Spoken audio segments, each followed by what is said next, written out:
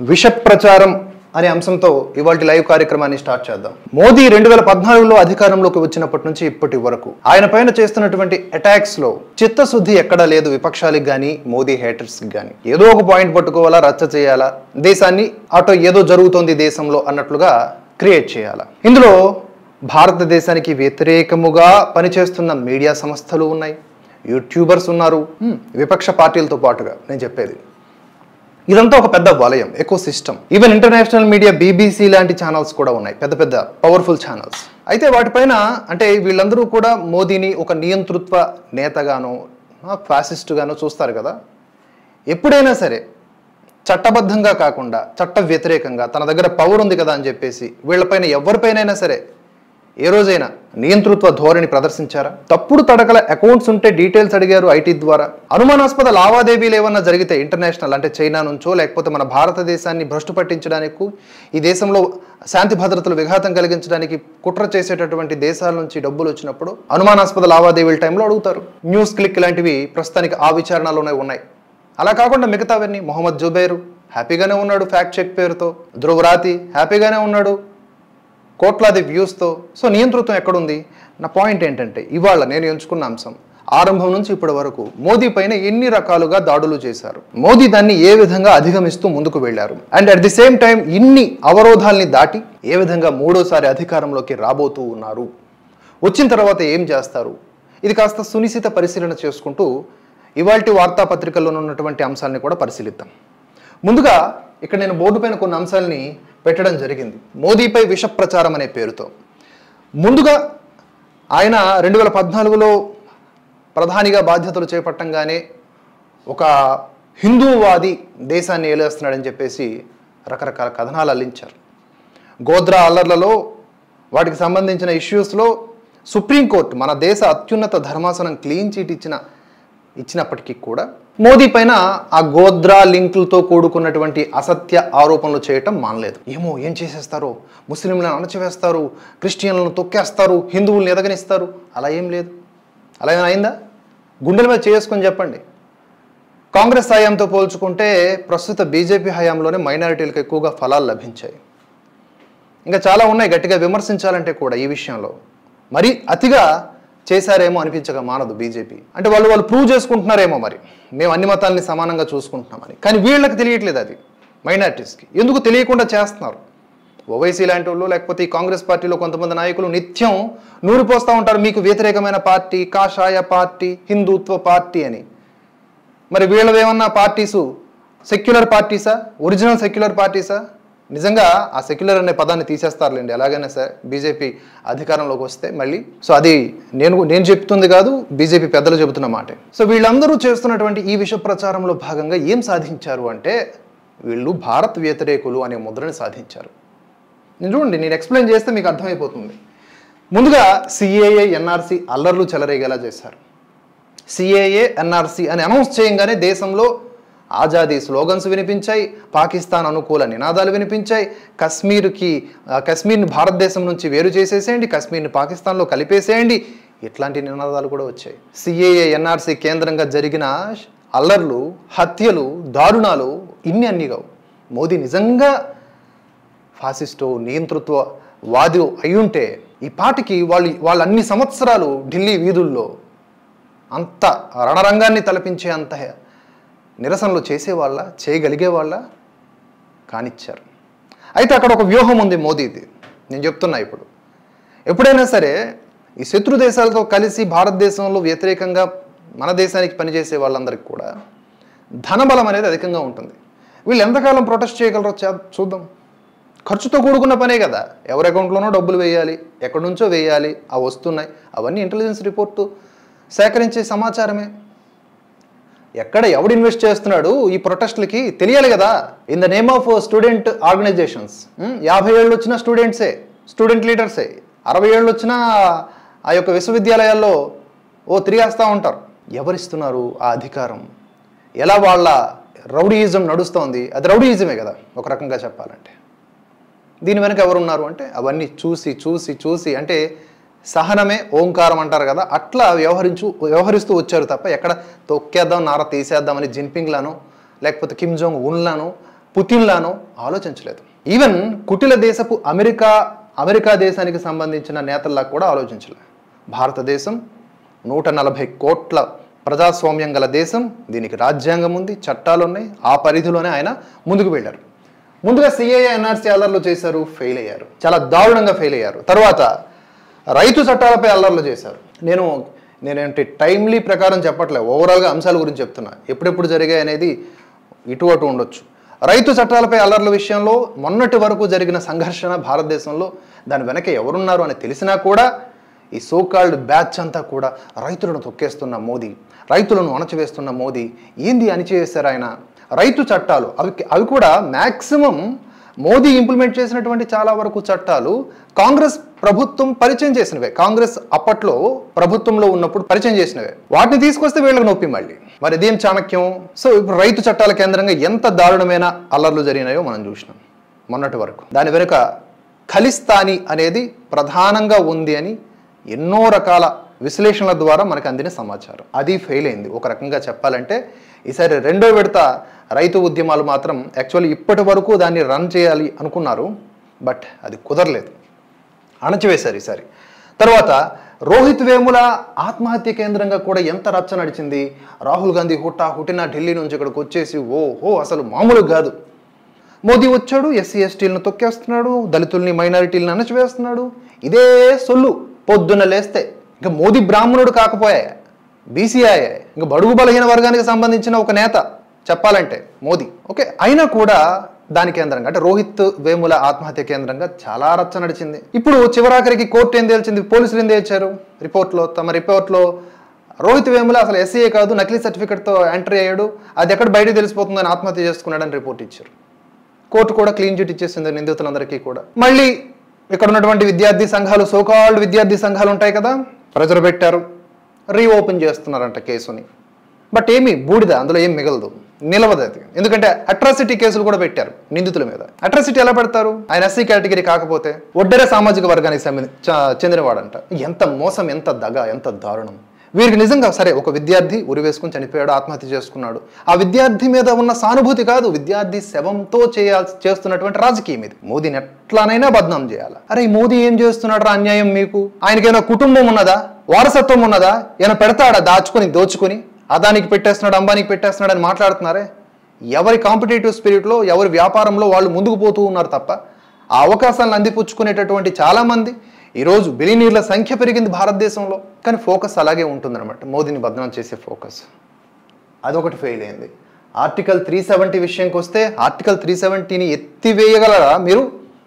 ఎవరు? ఓవైసీ కానీ, ఫరూక్ అబ్దుల్లా, మెహబూబా ముఫ్తీ, డిగ్గీ రాజా, జైరాం రమేష్, చిదంబరం, రాహుల్ గాంధీ, ప్రియాంక గాంధీ, సోనియా గాంధీ, ఒకరు కాదు వీళ్ళందరూ కూడా ఒకటే మాట, ఆర్టికల్ 370 మాట్లాడడం కాదు, దమ్ముంటే అక్కడ ఎత్తి చూపించండి అన్నారు. 1,00,000 మంది సైన్యాన్ని ఒకేసారి తీసుకువెళ్ళి ఆర్టికల్ 370ని ఎత్తివేశారు. అమ్మదేనమ్మ ఎంత పని చేశాడు మోదీ, ఇది ఊహించలేదే, దెబ్బేసాడు.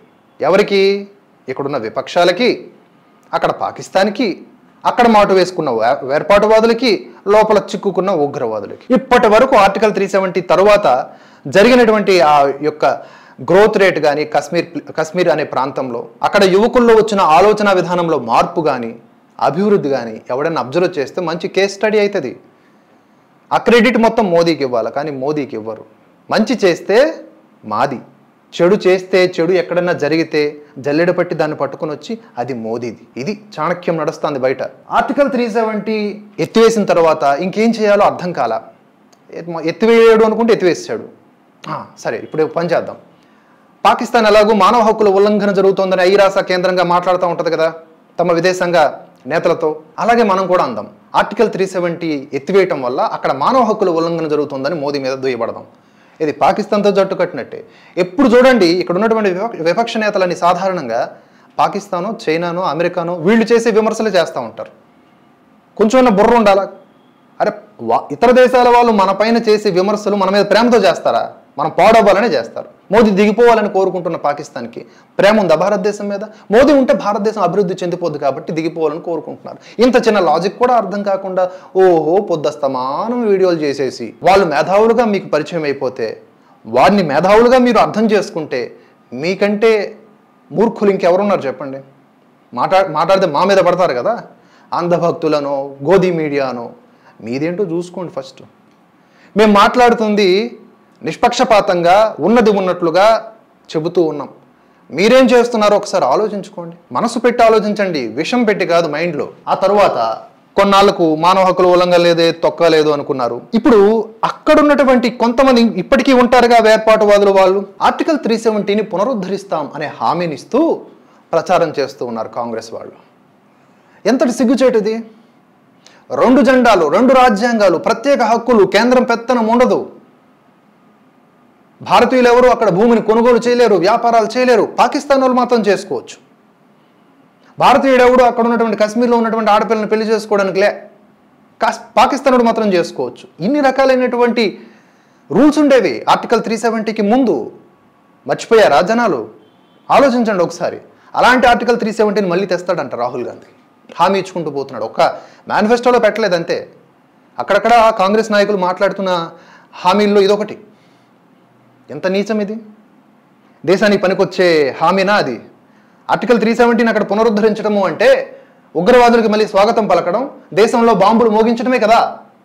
కర్ణాటకలో కాంగ్రెస్ అధికారంలోకి వస్తే ఏమైంది? రామేశ్వరం కేఫ్లో బాంబు పేలింది.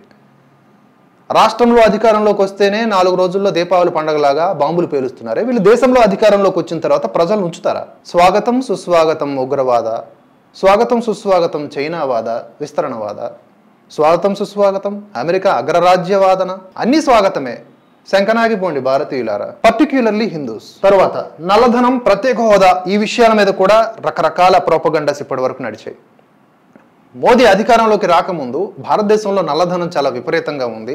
అది గనక జల్లెడ పట్టి ఒక దగ్గర ప్రోగు చేస్తే ఒక్కొక్కరి ఖాతాలో 15 లక్షల రూపాయలు వేయవచ్చు అని చాలా సందర్భాల్లో రాజకీయ నాయకులు లేకపోతే ఎవరైనా సరే ఏదన్నా విమర్శ చేసేటప్పుడు లేదా హామీ ఇచ్చేటప్పుడు కొంత అతిశయోక్తి ఉంటుంది. అంత నల్లధనం ఉందని చెప్పారు తప్ప ఎక్కడ మీ ఖాతాల్లో మేము నల్లధనం వేస్తామని ఒక వీడియో చూపించండి. ఈ వాట్సాప్ యూనివర్సిటీ గ్యాంగ్ ఉంది కదా, వీళ్ళు మనకంటారు వాట్సాప్ యూనివర్సిటీ గ్యాంగ్. ఈ WhatsApp university gang, brain wash gang ఇదే సవాల్. ఒకసారి వీడియో చూపించండి. ఇలా అన్నది కాక ఒరిజినల్గా మీ అకౌంట్లో నేను వేసి తీరుతా అని చెప్పేసి అన్న వీడియో చూపించండి. ప్రత్యేక హోదా ఇస్తా అని మోదీ, ఆంధ్రప్రదేశ్కి ప్రత్యేక హోదా మేము పక్కాగా ఇచ్చి తీరుతామని మోదీ మాట్లాడిన ఒక్క వీడియో బయట చూపించండి. ఇస్తానని ఇవ్వలేదు అంటున్నారు కదా, చూపించండి. ఎప్పుడు అన్నారు, ఎలా అన్నారు, ఏ పదాలు వాడారు మాట్లాడదాం. దాని గురించి డిబేటబుల్ అంశంగా మారుద్దాం. ప్రత్యేక హోదా అనే విషయానికి వద్దాం. నేను ఆంధ్రప్రదేశ్ వాసినే, ఓకే. కానీ ప్రత్యేక హోదా, ప్రత్యేక రాష్ట్రము, ఇవన్నీ వీటి వలన ఏం జరుగుతుందంటే అసమతుల్యత జరుగుతుంది. అందుకని చెప్పేసి వీలైనంత ప్రత్యేక ప్యాకేజీ అంటే ఆర్థికంగా చేయూతనిచ్చేసి అన్ని రాష్ట్రాలను సమానంగా చూడాలి, సమాన హోదాలో ఉంచాలి, ట్యాక్స్ల విషయంలో కానీ ఫెసిలిటీస్ విషయంలో కానీ అనే ఉద్దేశంతో భాజపా అధికారంలోకి వచ్చిన తర్వాత ప్రత్యేక హోదా అనేది ఏ రాష్ట్రానికి ఇవ్వకూడదబ్బా అని ఫిక్స్ అయ్యారు. ఏపీ అడిగితే బీహార్ రెడీగా ఉన్నది, బీహార్ అడిగితే ఇంకో రాష్ట్రం రెడీగా ఉంటుంది. వాళ్ళకి ఇచ్చారు మాకివ్వలేదని ప్రజల మధ్య కూడా కాన్ఫ్లిక్ట్ క్రియేట్ అయ్యే అవకాశం ఉంటుంది. కాబట్టి ఏపీలో ఎవరు అధికారంలోకి వచ్చారో వాళ్ళు చిత్తశుద్ధితో ప్రత్యేక హోదా ఇవన్నీ కూడా జనాలు ఎడ్యుకేట్ చేయాలా. హోదా పేరుకే మనకు కావాల్సింది ప్యాకేజీ, లేకపోతే ఒక అదనంగా మనకు కొంత డబ్బులు కావాలి, ఆ డబ్బులతో ఈ అభివృద్ధి చేద్దాం అని కూర్చొని చిత్తశుద్ధితో మాట్లాడిన పని చేసినటువంటి నేతలు ఎవరున్నారు అంటే మంచి చేస్తే చంద్రబాబు జగన్ చేశారు, ఏదైనా జరగలేదు రోడ్లు. ఇప్పుడు రోడ్డు నిర్మాణాలు ఎవరి బాధ్యత? జాతీయ రహదారులు కాదు, నార్మల్గా ఇంటర్నల్ రోడ్స్ రాష్ట్ర ప్రభుత్వాలే కదా. అవి వేయకపోయినా మోదీయే కారణం. ఎక్కడో ఒక అన్యాయం జరిగితే మోదీయే కారణం. మోదీ మోదీ మోదీ మోదీ ప్రతిదీ. మంచి చేసినప్పుడు నో మాది. ఓకే, వీటి మీద కూడా ఒక రకంగా జరిగింది ఏది, నల్లధనము ప్రత్యేక హోదా మీద జరిగింది కూడా ఒక రకంగా ఫ్యాబ్రికేటెడ్, అంటే లైక్ అసత్యం, అర్ధసత్యం ఉంది ఇందులో, అర్ధసత్యం. ఇక పిఎం కేర్స్ ఫండ్స్ అనేది ఒకటి, అది విపత్తు కాలంలో పిఎం కేర్స్ అని స్టార్ట్ చేస్తే కొన్ని వేల కోట్ల రూపాయలు వస్తే దాని ద్వారా ఆక్సిజన్ సిలిండర్స్ ఇతరత్ర వైద్య సదుపాయాలను ఏర్పాటు చేస్తే పిఎం కేర్స్ ద్వారా ఆ ఫండ్స్ని మోదీ కొల్లగొట్టేసి మోదీ అవినీతి పరుడు. మోదీ అవినీతి పరుడు అనగా నోరు ఎలా అవుతుందో నాకు అర్థం కావట్లేదు. మోదీ ఒక మంచి క్లాత్ డిసిప్లైన్డ్గా మంచిగా నీట్గా డ్రెస్ వేసుకుంటే మోదీ బాగా దాన్ని ఏమంటారు దుబారా చేస్తాడు. ఏం దుబారా చేస్తాడు? ఆయన సంపాదించి ఆయనకు వచ్చే శాలరీ 2-3 లక్షల రూపాయల శాలరీ, ఒక 50,000 రూపాయలు పక్కన పెడితే రోజుకు ఒక డ్రెస్ మంచిది వేసుకోవచ్చు, అది కూడా వేసుకోకూడదా? ఈ ఎంత దారుణం ఇది! అంటే భారతదేశపు ప్రధానమంత్రి చింకి దుస్తులతో ఉండి ప్రపంచాన్ని అలంకరించాలా? ప్రపంచాలకి స్వాగతం పలకాలా? మోదీ వేసుకునే డ్రెస్ గురించి కూడా మాట్లాడగలగాల ప్రపంచం. మోదీ అంటే ఎవరు? భారత ప్రధాని. ఇలా జేబులోకి చేయి పెడితే ఇలా చింకి జేబు చూపించమంటారా ఏంటి? భారతదేశం అదేం చెప్పాలా? ఒకప్పుడు నెహ్రూ అట్లనే విదేశాల నుంచి ఎవరైనా వస్తే ఏమని చెప్పేవాడో తెలుసా? పాములాడే వాళ్ళని చూపించేవాళ్ళు. పాములు పట్టే దేశం, పాములాడించే దేశం అని ఇలా ఒక చుట్ట కాలుస్తూ. పిఎం కేర్స్ ఫండ్స్ విషయంలో ఫెయిల్ అయ్యారు. విష ప్రచారాల్లో భాగంగా చెప్తున్నా. తర్వాత హిజాబ్ వివాదం ఒకటి వచ్చింది అప్పట్లో. ఈ హిజాబ్ వివాదం కూడా ఎంత దారుణం అంటే, ఆఫ్ఘనిస్తాన్లో మహిళలు, ఇరాన్లో మహిళలు మాకి వద్దురా బాబు ఈ హిజాబ్ అని చెప్పేసి వాళ్ళు విసిరిగొట్టి ఉద్యమాలు చేస్తూ ఉంటే, ఇక్కడ హిజాబ్ మా జన్మ హక్కు అనేలాగా బ్రెయిన్ వాష్ చేసి పీపుల్ని అనవసరంగా ఇబ్బంది పడుతూ ఉన్నారు. స్కూళ్ళలో యూనిఫామ్ ఉండాలి, అందరి ఒకటే అని చెప్పేసి మాట్లాడితే అందులో కూడా మతాన్ని తీసుకొచ్చి మోదీ ముస్లింలను అణచివేస్తున్నాడు. ఏం లే ఇంకా మరి ట్రిపుల్ తలాక్ తెచ్చి అదే ముస్లిం మహిళలకి ఈరోజు న్యాయం చేస్తున్నాడు కదా. దీని గురించి మాట్లాడడం మేము. మహిళలు ఏమన్నా అయిపోని తర్వాత హిజాబ్ వివాదం క్రియేట్ చేశారు, అది కూడా ఫెయిల్ అయింది. ఫెయిల్ అయిందంటే కొంతవరకు ఇంపాక్ట్ చూపించగలిగింది అనుకోండి. మోదీకి వ్యతిరేకంగా ఏదో మైనారిటీలను అణిచివేస్తున్నారని చెప్పేసి. తర్వాత అదానీ, అంబానీ, హిండెన్బర్గ్ చూసారా? హిండెన్బర్గ్ అనే ఒక చిన్న బిల్విత్రి కంపెనీ ఏదో ఒక ఫేక్ రిపోర్ట్ని తెచ్చి స్టాక్స్లో ఉన్నటువంటి ఉత్థాన పతనాల్ని క్రియేట్ చేస్తే తద్వారా అదానీ షేర్స్ పాతాళానికి పడి మళ్ళీ ఇప్పుడు పుంజుకుంటే, దీనంతటికీ కారణం అదానీలో ఏదో అదానీ కేంద్రంగా ఏదో జరిగిపోయి. మన భారతదేశపు బిలియనీర్ ఆయన. ప్రతి దేశానికి ధనవంతులు ఉంటారు కదా. ఇప్పుడు మార్క్ జూకర్బర్గ్ వీళ్ళందరూ కూడా ధనవంతులే కదా. ఎలాన్ మస్క్ వాళ్ళకి ప్రౌడ్ ఆ దేశాలకి, మా దేశం నుంచి వచ్చినటువంటి ఈ వ్యక్తి ప్రపంచ దేశాలకి వ్యాపారం చేస్తున్నాడని. ఎందుకు ఈ పీతల పోరు నాకు అర్థం కాదు. భారతదేశం నుంచి కూడా ఒక పవర్ఫుల్ పర్సనాలిటీ, వ్యాపారవేత్త ప్రపంచాన్ని శాసించేలాగా అన్ని విషయాల్లో ఉంటే తప్పే ఉంది. అఫ్కోర్స్ తప్పు జరిగితే ఎండగట్టాలి, ఏదన్నా మోసం చేస్తే. హిండెన్బర్గ్ రిపోర్ట్ ఎవడో విదేశీ రిపోర్ట్ తీసుకొచ్చి ఇక్కడ అల్లర్లు చేసేసారు. ఓహో, అసలు రైట్ వేవ్కి రైట్ ఆఫ్కి తేడా తెలియకుండా రుణమాఫీలు చేసేసారు. కోట్లాది కార్పొరేట్ కంపెనీలకు రుణమాఫీలు కావు, అవి రుణమాఫీలు కావు.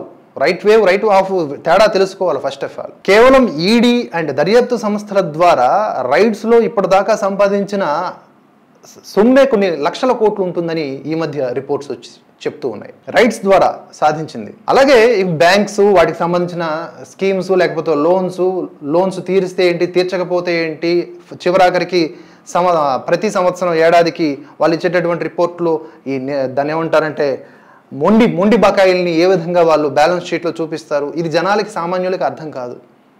దాన్ని ఏమిటి, వీళ్ళు రుణమాఫీ చేశారు. ఎవరికి చేశారు రుణమాఫీ? విజయ్ మాల్యా ఎందుకు భయపడి అక్కడే ఉన్నాడు? ఇంకా వాడు ఆస్తులు ఎందుకు ఇక్కడ అన్ని సీజ్ చేశారు? విజయ్ మాల్యాకి అక్కడ ఉన్నాడు, అక్కడ ఉన్నటువంటి చట్టాలు వాడిని రక్షిస్తూ ఉండొచ్చు. ఇక్కడ ఉన్న ఆస్తులు వాడి చేతిలో ఉన్నాయా? మొత్తం అన్ని సీజ్ చేశారు కదా. నీరవ్ మోదీ ఆస్తులు ఏమన్నా ఉంచారా? ఆయన ఆస్తులు కూడా సీజ్ చేశారు కదా.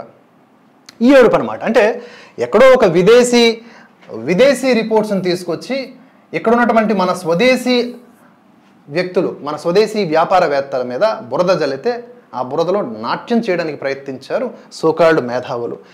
తర్వాత జేఎన్యూ కేంద్రంగా ఆజాదీ స్లోగన్స్ అవి కూడా ఈ టైంలోనే సిఏఏ, ఎన్ఆర్సీ, ఈ కన్నయ్య కుమార్ వీళ్ళందరూ కూడా ఎంత దుర్మార్గంగా ఆ స్లోగన్స్ ఇప్పటికీ తలుచుకుంటే గుండె తరుక్కుపోద్ది. ఇప్పుడు కాంగ్రెస్ పార్టీ ఒక సీట్ ఇచ్చింది మనవాడికి.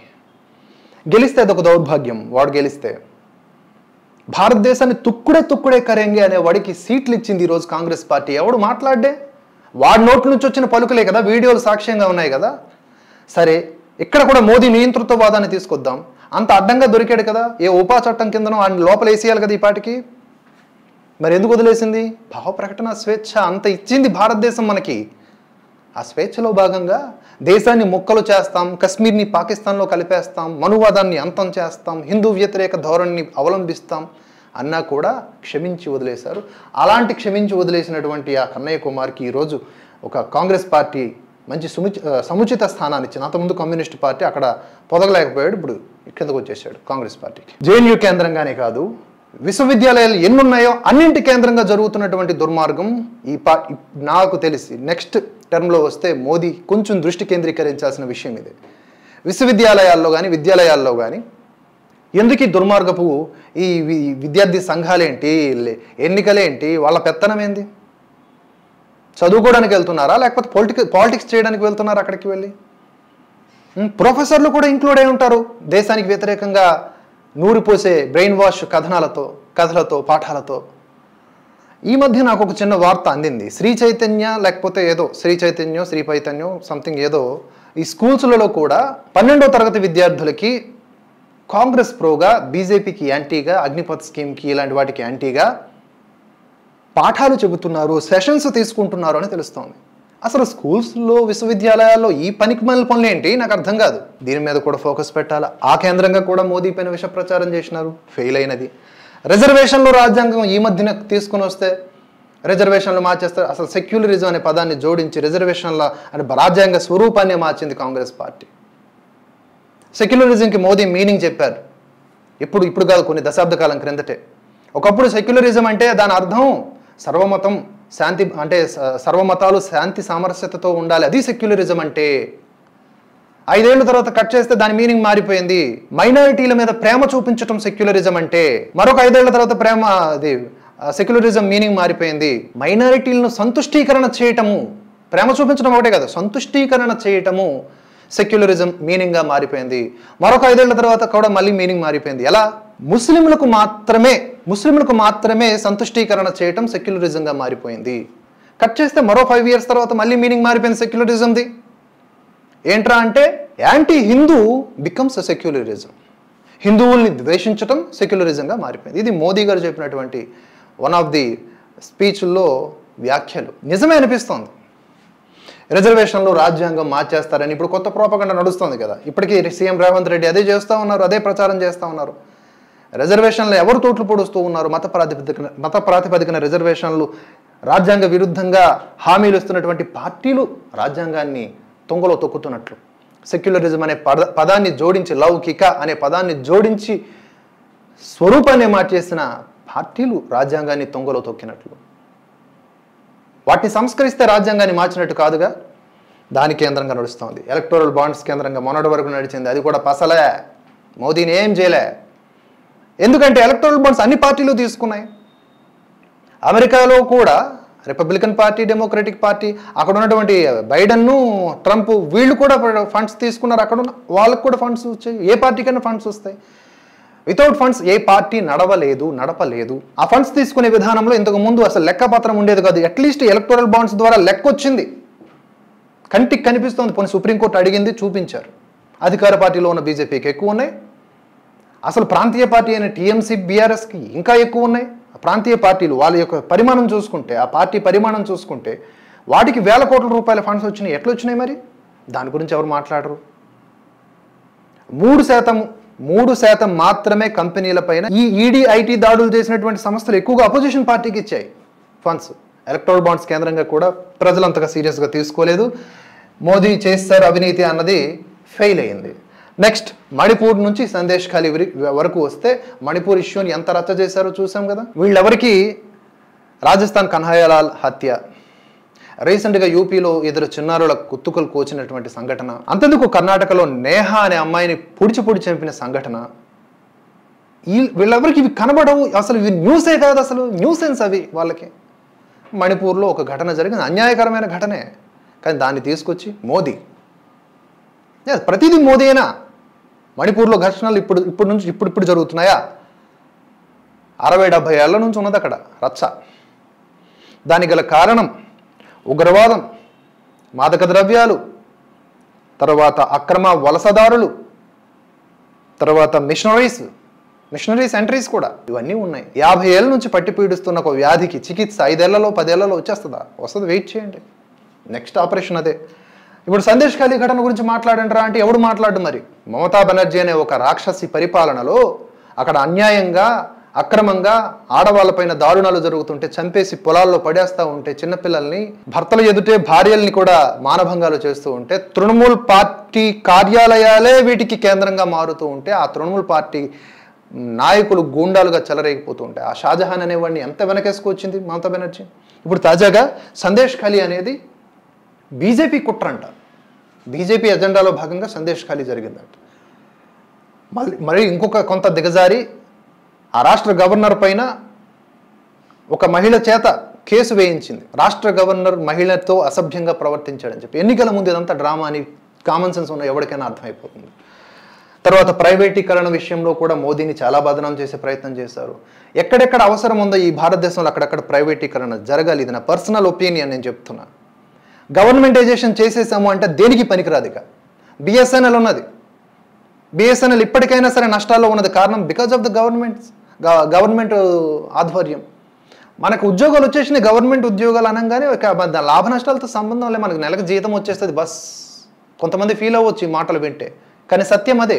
కాబట్టి మోస్ట్లీ ఎక్కడెక్కడ ప్రైవేటీకరణ అవసరమో అక్కడక్కడ చేయాలి, ఇంక్లూడింగ్ రైల్వేస్. అప్పుడే కొన్ని టార్గెట్లు ఉంటాయి, రీచ్ అవుతారు, కష్టపడి పనిచేస్తాము, దేశం కోసం ఆలోచిస్తాము, అట్లీస్ట్ భయంతోనైనా పనిచేస్తాము. సో ప్రైవేటీకరణ చేసేస్తూ ఉన్నారు, ప్రైవేటీకరణ చేయాల్సిన అవసరం ఉన్నది. ఏ దేశమన్నా చూస్తే అదే జరుగుతూ ఉంది. తర్వాత కోవిషీల్డ్ ఆస్ట్రాజెనికా కేంద్రంగా తాజాగా రచ్చ. పారాసిటమాల్ వేసుకున్న సైడ్ ఎఫెక్ట్స్ వస్తాయి. ఎక్కువగా పారాసిటమాల్ బిళ్ళలు మింగండి, కిడ్నీలు పోతాయి. ఏ ఇంగ్లీష్ మెడిసిన్ తీసుకోండి, ఏదన్నా సరే సైడ్ ఎఫెక్ట్స్ ఉంటాయి. సైడ్ ఎఫెక్ట్స్ లేని ఒక్క ఇంగ్లీష్ మందు చూపించండి. అలాగే వ్యాక్సిన్లు ఏదన్నా తీసుకోండి, సైడ్ ఎఫెక్ట్స్ ఉంటాయి. AstraZeneca, Covishield, Modi. అరే కోవిడ్ వేవ్ని ఇంత పెద్ద ప్రజాస్వామ్య దేశంలో, దేశం చిన్నది, జనం పెద్దది. ఇప్పుడు అమెరికా ఇతర దేశాలతో పోల్చుకుంటే మన భూపరిమాణం ఎంత?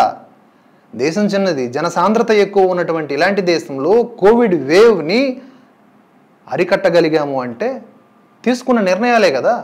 50-60 వ్యాక్సిన్లు వస్తే ప్రతిపాదనకి అందులో ఫిల్టర్ చేసి కోవిషీల్డ్ ఒకటి తీసుకున్నాం. మనం తయారు చేసుకున్న కోవాక్సిన్, దాని మీద ఎన్ని విష ప్రచారాలు చేశారు. అమ్మో అది వేసుకోవద్దు, అది made in India, made in India అయితే చచ్చిపోతారు జనాలు. ఇప్పుడు కోవిషీల్డ్ వేసుకున్నారు, మరి దానికి దీనికి అవకాశం ఇచ్చారు, దానికి ఎవరిష్టం వచ్చింది వాళ్ళు. ఇదే వేసుకోవాలని చెప్పలేదు కదా. ఇలాగా ఆస్ట్రాజెనికా, కోవిషీల్డ్ దీని కేంద్రంగా కూడా భయాందోళన క్రియేట్ చేస్తున్నారు.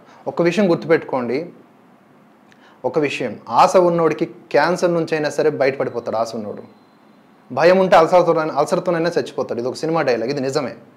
ఈ భయాందోళనలు కలిగించేటటువంటి ఇలాంటి కథనాల జోలికి పోకండి. చాలా రేర్గా కోటిలో ఒకరికో లక్షల్లో ఒకరికో జరిగే అవకాశం ఉంది. ప్రాబిలిటీ ఒక్కొక్క యూనివర్సిటీ ఒక్కొక్కలా చెప్తోంది. 2.5 లక్షల మందికి ఒకరని, లేకపోతే 1,00,000 మందికి ఒకరని చెప్తూ ఉన్నారు. కానీ దీనివల్ల భయపడిపోయి ఏదో జరిగిపోతుంది, నాకు తలనొప్పి వచ్చింది, కోవిషీల్డే, జ్వరం వచ్చింది, కోవిషీల్డే, ఇలాంటి భయాందోళనలకు గురి కాకండి. అలాంటివి ఏమీ లేవు. అసలు ధైర్యంగా ఉండండి. వ్యాక్సిన్లు ప్రధాని మోదీ నుంచి అందరము తీసుకున్నాము. దాని కేంద్రంగా కూడా మోదీపై విష ప్రచారం జరుగుతోంది ఫ్రెండ్స్. తర్వాత చివరిలో మరికొన్ని అంశాల్లో పాక్తో సర్జికల్ స్ట్రైక్స్ చేసాం. ఇంతకుముందు పాక్ మనల్ని కొట్టించుకున్నాం, కొట్టి వెళ్ళిపో. తర్వాత ఉగ్రవాదులు వచ్చి మన దేశంలో బాంబులు పేలిస్తే ఆ తాలూకా దాన్ని ఏమంటారు, విచారణ చేయడానికి కూడా చాలా మొహమాటం, పేర్లు చెప్పడానికి కూడా మొహమాటం వారికి. కసబ్, ఓకే కసబ్ పేరు పదే చెప్పొద్దు, ఇట్లా ఉండేది వ్యవహారం. పాకిస్తాన్లో ఉన్నటువంటి ఉగ్రవాదులకు కూడా సంతుష్టీకరణే. అలాంటి టైం నుంచి మీరు మా మీద ఒక అటాక్ చేస్తే మేము మీ ప్లేస్లో ఒక 10-15 కిలోమీటర్ల ప్రాంతాన్ని అటాక్ చేస్తాము అనేలాగా సర్జికల్ స్ట్రైక్స్ చేసి వర్ధమాన్ అభినందన్ని కూడా వాళ్ళు పూర్వపు అంటే అప్పట్లో కాంగ్రెస్ పాలన లాంటిది పరిస్థితి సిచ్యువేషన్స్ ఉంటుంటే వర్ధమాన్ అభినందన్ భారతదేశంలో రాకపోయిండేవాడు. అయిపోయాను. బట్ వచ్చిండు. మోదీ తరువాత, మోదీకి ముందు ఆ పాకిస్తాను సిచ్యువేషన్స్ ఒకసారి అబ్జర్వ్ చేయండి. ఆ దేశంలో ఉన్నటువంటి పాలకులే అంటున్నారు, మనము భారతదేశము ఒకేసారి స్వాతంత్ర్యం సంపాదించుకున్నాం, ఆ దేశం అన్ని రంగాల్లో అభివృద్ధి సాధిస్తూ ముందుకు వెళ్తూ ఉంది, మనమేమో ఏడుస్తూ ఉన్నాం అప్పెవడిస్తాడా అని చెప్పి ఏడుస్తూ ఉన్న ఆ దేశం గురించి ఎలా మనం ఫైట్ చేసాము. సరే మోదీ సర్జికల్ స్ట్రైక్స్ అప్పుడు ఏమన్నారంటే స్టార్టింగ్లో విపక్షాలు ఏమన్నాయంటే దాన్ని ఏమంటారు, సర్జికల్ స్ట్రైక్స్ చేసింది ఆర్మీ కదా, మోదీ ఏంటి క్రెడిట్ వేసుకుంటారంటే. నిర్ణయం ఎవరు చెప్పాడు? నువ్వు వెళ్ళి ఫైట్ చేయి అంటే. ఒక డిసిషన్ మేకింగ్ ఎవరిది? ఆట మొత్తం టీం అందరూ కలిస్తేనే. కానీ ఎక్కువగా ధోనికి ఎందుకు పేరు వస్తుంది? కెప్టెన్, వాడు నిర్ణయాలు తీసుకుంటాడు టైమ్లీ, అదే రిజల్ట్ టీంకి. ఆ captain of the ship Modi, అట్లా వచ్చింది. సరే ఆ కొంత తర్వాత ఏం చేస్తారు, అసలు అది ఆర్మీ అసలు చేయలేదు, ఊరకనే గ్రాఫిక్స్ చూపించారు అని చెప్పి. అంటే మోదీని విమర్శించే క్రమంలో ఆర్మీని దిగజారిపోతారు, అంటే విచక్షణ కోల్పోతారు, ఆర్మీని క్రిటిసైజ్ చేసేస్తారు. ఇలా ప్రతి చోట బూమరాంగే.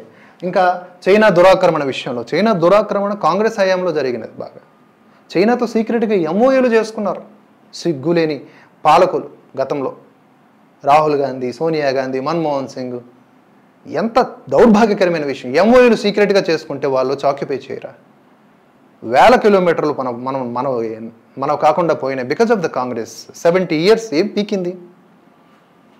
నెహ్రూ టైంలో కూడా మొట్టమొదటి చైనాతో యుద్ధం జరిగినప్పుడు ఆ చైనా అంత యుద్ధం చేయదులే మనతో, అలాంటి దేశం కాదులే అనేవాడంట వల్లభాయ్ పటేల్. వీళ్ళు చెప్తే నిర్లక్ష్యం, ఎప్పుడు చూసిన నిర్లక్ష్యమే నెహ్రూకి.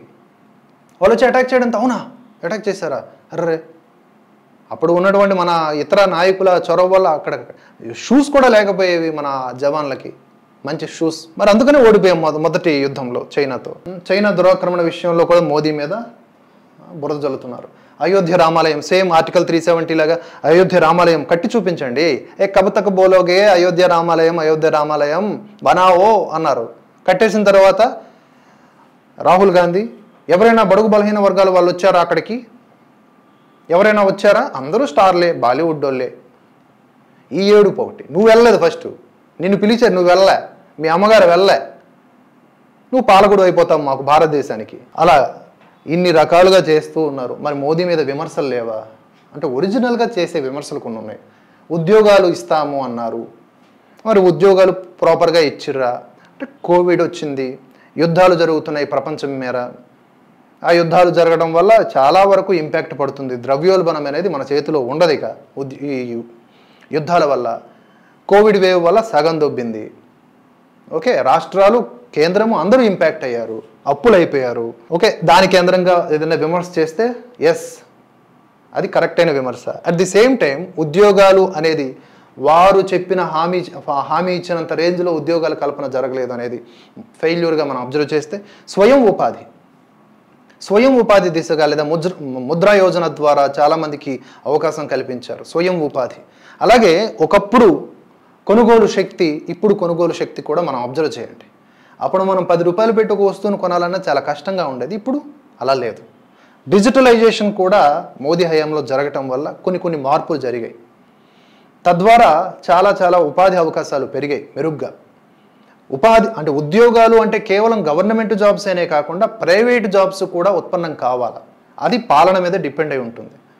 సో ఫారెన్ డైరెక్ట్ ఇన్వెస్ట్మెంట్స్ తీసుకునే విధానంలో కానీ, ఇక్కడ వారికి కల్పించాల్సిన అంటే కంపెనీస్కి కల్పించాల్సినటువంటి వసతులు అండ్ వారికి అనుకూల వాతావరణం, ఇవన్నీ కూడా మన చేతుల్లోనే ఉంటుంది. అలాంటివి కల్పించబడ్డాయి అనే దానికి మాత్రం ఎలాంటి డౌట్ అన్నా ఉందా చెప్పండి.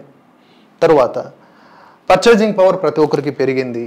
మతం కేంద్రంగా కూడా చాలా వరకు మోదీ అణిచివేస్తున్నాడు అని చెప్పేసి విమర్శ చేస్తూ ఉన్నారు. అది ఒక అర్థవంతమైన విమర్శ అని అనుకుంటున్నారా చెప్పండి? ఎప్పుడైనా అలా చేశారా? సాధువుల్ని చంపేశారు.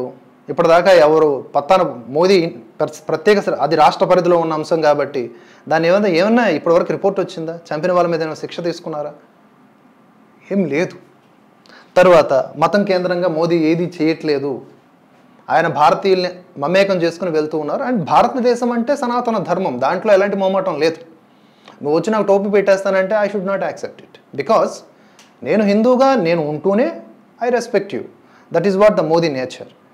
ఇక్కడ మనం అది గుర్తుపెట్టుకోకుండా మోదీ అలా స్ట్రిక్ట్గా ఉంటున్నారంటే ఎవరి మతానికి వాళ్ళు స్ట్రిక్ట్గా ఆచరించేసి హిందువుల దగ్గరికి వచ్చేసరికి మాత్రం సర్వరంగ సమ్మేళనమా? అవసరం లేదు. హిందువులు కూడా హిందువులుగానే ఉంటూ ఇతర మతాలని గౌరవించాలి అట్లా అన్నట్టు. తర్వాత ఏపీకి ఏమి ఇచ్చారు అనేది కూడా ఒక విమర్శ చేయొచ్చు మోదీని కేంద్రంగా. ఏపీకి ఏమి ఇచ్చారు అని. అలాగే ఏపీ పాలకులను కూడా ఇంతకంటే ఎక్కువగా విమర్శించాలి. కక్ష సాధింపు రాజకీయాలు చేసుకుంటూ అవినీతి కార్యక్రమాలకు పాల్పడుతూ గల్లీలో ఉన్న లీడర్ కూడా, వార్డు మెంబరు కూడా ఏదో ఒక అవినీతి కార్యక్రమం చేస్తూ ఉంటే మరి ఇది అలాంటి రాష్ట్రానికి పాలకుల్లో చిత్తశుద్ధి లేకపోతే కేంద్రం ఏం చేస్తుంది? మాట్లాడితే కేంద్రం డబ్బులు రిలీజ్ చేస్తుంది అనుకుందాం. పోలవరంకి ఇప్పటిదాకా 15,000 కోట్ల రూపాయలు రిలీజ్ చేసినారు.